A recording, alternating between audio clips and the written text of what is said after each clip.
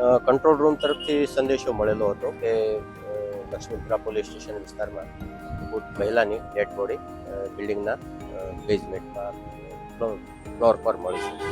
જે અનુસંધાને ત્વરિત લક્ષ્મીપુરા પોલીસની ટીમ અને અધિકારીઓ અહીંયા પહોંચી ગયેલ હતા.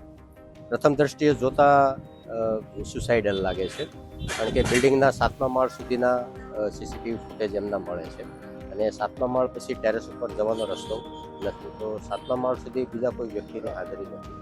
એટલે જે ભોગ બનનાર જે છે, આ કામે મરણ જનાર છે, એ એકલા જ ત્યાં દર્શિત થાય છે કેમેરામાં, અને ત્યાંથી અમને જમ્પ માર્યો હોય એવું પ્રાથમિક તપાસમાં જણાવ્યું છે. હા, લેટ નાઇટ સીસીટીવી ફૂટેજમાં એવું દેખાય છે કે એ પાછળના ગેટથી અંદર એન્ટ્રી થાય છે.